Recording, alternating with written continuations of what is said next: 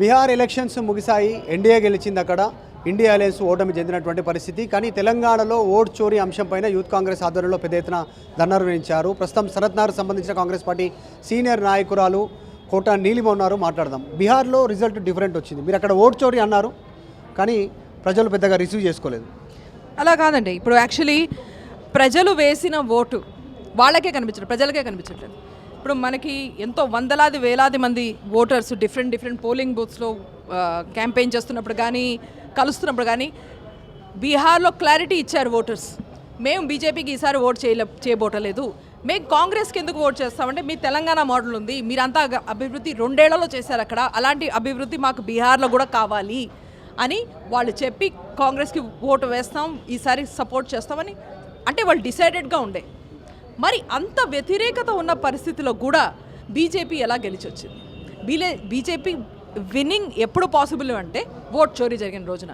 వాళ్ళు ఓట్ చోరీయే కాకుండా ఎలక్షన్ చోరీ కూడా చేస్తున్నారు. అది మనకందరికీ ఎదుర్కొండా కనిపిస్తోంది బీహార్ రిజల్ట్స్లో. ఒకవేళ అట్లా చేయాలనుకుంటే బీజేపీ దేశవ్యాప్తంగా చేయొచ్చు, హిమాచల్ ప్రదేశ్లో చేయొచ్చు, కర్ణాటకలో చేయొచ్చు, తెలంగాణలో చేయొచ్చు. సో 3 రాష్ట్రాల్లో కాంగ్రెస్ అధికారంలో ఉంది. ఇక్కడ అప్పుడు ఓట్ చోరీ కాలేదా? నేను తెలంగాణ గురించి మాట్లాడతాను. ఎందుకంటే ఇప్పుడే మనకు ఒక ఎలక్షన్ కూడా అయింది, బై ఎలక్షన్. మీరు దాంట్లో చూశారు, బీజేపీకి డిపాజిట్ కూడా రాలేదు.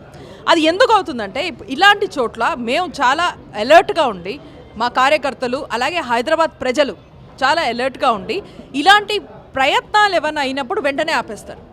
ఓట్ చోరీకి ఎగెన్స్ట్గా నేను ఒక క్యాంపెయిన్ మా ఆనరబుల్ టీపీసీసీ ప్రెసిడెంట్ మహేష్ గారి ఇన్స్ట్రక్షన్స్ మేరకు మేము ఒక క్యాంపెయిన్ సనత్నగర్ కాన్స్టిట్యువెన్సీ ఏదైతే నా ఏరియానో అక్కడ చేశాను. 11,000 మంది ఇన్ జస్ట్ 5 days వాళ్ళు వచ్చి ఆ సిగ్నేచర్స్ చేసి మాకు కూడా డౌట్ ఉంది, మా ఓట్ చోరీ అవుతుంది, వీఆర్ ఆల్సో వరీడ్, మేము వరీడ్గా ఉన్నాం అని చెప్పడం జరిగింది. ప్రజల్లో దీని గురించి చాలా మంచి అవగాహన మన హైదరాబాద్ తెలంగాణలో ఉంటుంది. ఇదే అన్ని చోట్ల ఉండకపోవచ్చు ఇదే లెవెల్గా. నేను చెప్పను మిగతా ఏరియాస్ గురించి, ఎందుకంటే నేను తెలంగాణ గురించి మాట్లాడతాను. కానీ ఖచ్చితంగా ఎక్కడ ఓట్ చోరీ చెయ్యలేకపోతుందో బీజేపీ అక్కడ ఓడిపోతుంది. ఇది క్లియర్. ఇప్పుడు సేమ్ ఇట్లాంటి అలిగేషనే మీరు ఓట్ చోరీ అనేటువంటిది బీహార్లో ఎట్లయితే తెరపైకి తీసుకున్నారు రాహుల్ గాంధీ, అంతకంటే ముందు తెలంగాణలో ఉన్నటువంటి మీ నాయకుడు నాంపల్లి నుంచి పోటీ చేస్తుంటే ఫిరోజ్ ఖాన్, నాంపల్లిలో ఓటు చోరీ అవుతుంది, దొంగ ఓట్లున్నాయి, ఓల్డ్ సిటీలో రిగ్గింగ్ అవుతూ ఉంది, అక్కడ ఓటు చోరీ ఉంది, లేని వాళ్ళు ఓట్లు వేస్తున్నారు అనేటువంటిది ముందు నుంచి అలిగేషన్ చేస్తున్నారు. ఇప్పుడు మీరు అంటారు సనత్నగర్లో 11,000 బోగస్ ఓట్లు ఉన్నాయనే అనుమానం ఉంది, ప్రజలు అనుమానం వ్యక్తం చేస్తున్నారు, సిగ్నేచర్ చేశారు అంటున్నారు మీరు. మాకు కూడా అనుమానం ఉంది అనేటువంటి. సో ఇట్లాంటి సందర్భంలో ప్రభుత్వాన్ని మరి మీరే డిమాండ్ చేసి మీదే ప్రభుత్వం కదా తెలంగాణలో. ఖచ్చితంగా. ఇప్పుడు మేము ఇందాక కూడా నేను ప్రజెంటేషన్ ఇచ్చాను మన ఐవైసీ మీటింగ్లో, దట్ మా దగ్గర ఉన్న సిగ్నేచర్స్ వాళ్ళు అడిగేదేంటి, మా ఓటు ఉందా లేదా మాకు కన్ఫర్మ్ చేసి చెప్పండి, మాకు కూడా డౌట్ ఉంది, ఎందుకంటే ఎలక్షన్ కమిషన్ మీద మాకు నమ్మకం లేదు, ఇది ఎలక్షన్ కమిషన్ ఆఫ్ ఇండియా మీద. కాబట్టి మేము కూడా వీ వాంట్ టు పార్టిసిపేట్ అని మీరు ఆలోచించండి. కొన్ని రోజులు అంటే 4-5 days, దట్స్ ఆల్. ఇది కనుక మేము ఎక్స్టెండ్ చేస్తుంటే మొత్తం కాన్స్టిట్యువెన్సీ సైన్ చేసింది. This is what Rahul Gandhi గారు రిపీటెడ్గా చెప్తున్నారు, దట్ అక్రాస్ కాన్స్టిట్యువెన్సీస్ అంటే parliament constituency one and to another మీరు కనుక ఒక్కొక్క బూత్లో వెళ్తే ఇదే పరిస్థితి. మరి లాస్ట్ ఎలక్షన్ లోక్సభ ఎలక్షనే తీసుకోండి, నిజంగా బీజేపీ అన్ని సీట్లు గెలిచిందా? మన కాంగ్రెసే తీసుకోండి, మరి కాంగ్రెస్ అన్ని తక్కువగా వచ్చిందా, లేకపోతే దాని ఇంకా ఎక్కువ వచ్చినాయా, దానికి తక్కువ చూపించారా? ఎందుకంటే కాంగ్రెస్ బూత్స్ అంటే ఏ బూత్స్లో అయితే కాంగ్రెస్ గెలిచే ఛాన్స్ ఉందో అక్కడ ఓట్ చోరీ మ్యాక్సిమం అయిందని మనకి ఎవిడెన్స్ కనిపిస్తుంది. సో కాంగ్రెస్ ప్రభుత్వం రాకపోయినా ఖచ్చితంగా ఈ ఉద్యమం మొత్తం దేశంలో అవ్వాలి, ప్రజలకు కూడా అవగాహన ఉంది. నేను అదే చెప్తున్నాను, ఎన్నిసార్లు చేస్తారు, పేషెన్స్ కూడా ఉంటుంది కదా, సహన శక్తి ప్రజలది టెస్ట్ చేస్తున్నారు బీజేపీ. మీకు అంత వ్యతిరేకత ఉన్నా కూడాను ఒక చోటు కాదు ప్రతి చోటు మళ్ళీ ఎలక్షన్స్ గెలిచి ప్రజల ఓటుని వేస్ట్ చేశారు. ఓట్ చోరీయే కాదు, ఎలక్షన్ చోరీ చేస్తున్నారు. ఇది ఎక్కువ రోజులు సాగదు. ఎగ్జాక్ట్లీ. ఇప్పుడు ఈవీఎంలకు సంబంధించిన అంశం, ఓట్ చోరీ అంశం ప్రతిసారి చర్చకు వచ్చినప్పుడు కాంగ్రెస్ పార్టీ చేస్తున్నటువంటి ఎలిగేషన్లో ఇప్పుడు జూబ్లీస్లో మీరు గెలిచారు, ఇక్కడ ఈవీఎం కరెక్ట్గానే పనిచేసింది, ఇక్కడ ఓట్ చోరీ జరగలేదు. బీహార్లో మాత్రం ఓట్ చోరీ జరిగింది, ఎలక్షన్ చోరీ జరిగింది, ఈవీఎంలో హ్యాక్ అయ్యాయి. ఇట్లాంటి స్టేట్మెంట్ పైన ఎట్లా? దీనికి ఒక సింపుల్ ఆన్సర్ అంటే ఇది మనకు ప్రజల మధ్యలో వచ్చినప్పుడు వాళ్ళే చెప్తుంటారు. మాకు కాంగ్రెస్లో మీ ప్రభుత్వం ఎన్నో ఏళ్ళు సెంటర్లో ఉండే, ఎన్నో స్టేట్స్లో ఉండే, మాకెప్పుడు ఈ ప్రాబ్లం ఉండేది కాదని ఓటర్సే మాకు చెప్తుంటారు. బీజేపీ వచ్చినప్పటి నుంచి మేము ఎక్కడ ఓటేస్తున్నాం, ఎవరు గెలుస్తున్నారు అర్థం కావట్లేదు. ఎక్కడ ఓటేసినా బీజేపీ ఎందుకు గెలుస్తుంది? ఈ ప్రశ్న ప్రజలే అడుగుతున్నారు. నేను అదే అంటున్నాను, ఇది ఎక్కువ రోజులు సాగదు. ఇది మన డెమోక్రసీని, మన దేశాన్ని, మన ప్రజలే దాన్ని మళ్ళీ కాపాడి మళ్ళీ నిలబెడతారు. నీలిమ గారు, ఎలక్షన్ కమిషన్ చెప్తా ఉంది ఇట్లాంటి రాహుల్ గాంధీ ఇట్లాంటి ఇష్యూస్ రైజ్ చేసినప్పుడు క్లారిటీ ఇచ్చే ప్రయత్నం చేస్తారు, తప్పుడు ఆరోపణలు అని చెప్తా ఉన్నారు. దాంతోపాటు మీరు ఈవీఎంలో ఓటు వేయగానే మీరు ఏ బటన్కి ఏ గుర్తుపైన ఓటు నొక్కుతారో వీవీప్యాట్లో సింబల్తో సహా స్లిప్ కట్ అయ్యి అందులో పడుతుంది, అనుమానం ఎందుకు అనేటువంటి స్టేట్మెంట్ చేస్తారు.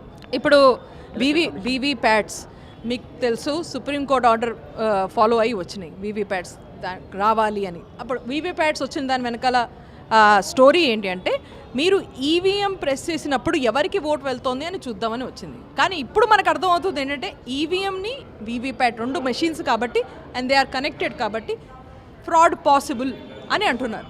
What ever it is, VVPAT ఉన్న తర్వాత కూడా there is a provision for recounting. Supreme court ఆ టైంలో కూడాను ఈ మొత్తం ప్రాసెస్ నడిచినప్పుడు మాకు నమ్మకం లేదు, అందుకనే మాకు వీవీప్యాట్ ప్రింటింగ్ కావాలన్నప్పుడు ఈ అంశాన్ని కూడా దీని మీద కూడా ఫోకస్ ఉండే.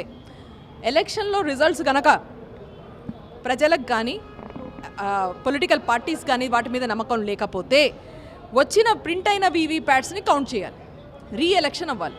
ఇన్ కేస్ కనుక ప్రాబ్లం ఏదైనా ఉంటే చేస్తున్నారా? మరి వీవీప్యాట్స్ని ఎలా యూజ్ చేయాలి, వాటిని క్రాస్ చెక్ చేయడానికి యూజ్ చేస్తున్నారా? లేదే. వాళ్ళని రీకౌంట్ చేస్తున్నారా? అంటే స్లిప్స్ వస్తాయి కదా ఎలక్షన్, అది రీకౌంట్ చేయగలుగుతున్నారా? లేదే. స్లిప్స్ని ఓటర్స్కి ఇవ్వాలి, ఒక కాపీ స్లిప్ ఓటర్స్ కూడా ఇవ్వాలి రీఇవాల్యుయేషన్ కోసం. ఇస్తున్నారా? లేదే. ఒక ఓటర్ బూత్లోకి వెళ్ళి, ఎలక్షన్ బూత్లోకి వెళ్ళి వాళ్ళ లక్కీగా వాళ్ళ పేరు ఉంటే అక్కడ ఓటు వేసి వచ్చిన తర్వాత కూడా ఆ ఓటు ఎవరికి వెళ్తోందో మనకి ఈ రోజున ఈ దేశంలో తెలియదు. చివరగా ఒకటి, ఇప్పటికీ మీరు నమ్ముతున్నారా ఈసీ క్లారిటీ ఇచ్చింది, కొన్ని రాష్ట్రాల్లో కాంగ్రెస్ గెలుస్తూ వస్తూ ఉంది, ఇప్పుడు ఇందాక చెప్పినట్టు హిమాచల్, కర్ణాటక, తెలంగాణ, ఇంకా మీరు ఈవీఎంలు హ్యాక్ అవుతున్నాయి అనేటువంటి దాంట్లో ఉన్నారా మీరు? అభిప్రాయం మేమే కాదు, మొత్తం ప్రపంచంలో, ఫర్ ఎగ్జాంపుల్ యూఎస్లో, అలాగే యూరోప్లో ఎక్కడైతే ఎలక్షన్స్ రెగ్యులర్గా అవుతాయి ఈవీఎంస్ యూస్ చేయరే. వాళ్ళు ఈవీఎంస్ ఇందుకోసమే యూస్ చేయరు, ఎందుకంటే మ్యానిపులేషన్ అవ్వగలదు అని. బ్యాలెట్ బాక్సెస్, బ్యాలెట్ పేపర్ అంత డెవలప్డ్ కంట్రీస్ కూడా ఎందుకు యూస్ చేస్తున్నాయి? కాబట్టి ఖచ్చితంగా there is some problem with EVM, some problem with vote చోరీ. వీళ్ళు ఓట్ చోరీ కాదు, ఎలక్షన్ చోరీ చేస్తున్నారు బీజేపీ. ఇది కోట నీలిమ. ఈరోజు ఓటు చోరీ అంశం మీద గాంధీ భవన్లో పెద్ద ఎత్తున నిరసన వ్యక్తం చేశారు. ఈ అంశానికి సంబంధించి ఇప్పటికీ అనుమానం ఉంది, ఈవీఎంలు హ్యాక్ అవుతూ ఉన్నాయి, తర్వాత ఓటు చోరీ అవుతుంది, మొత్తం ఓవరాల్గా ఎలక్షన్ చోరీ అవుతుంది అనేటువంటి స్టేట్మెంట్ చేస్తూ ఉన్నారు. అసలైన తొలి వెలుగు.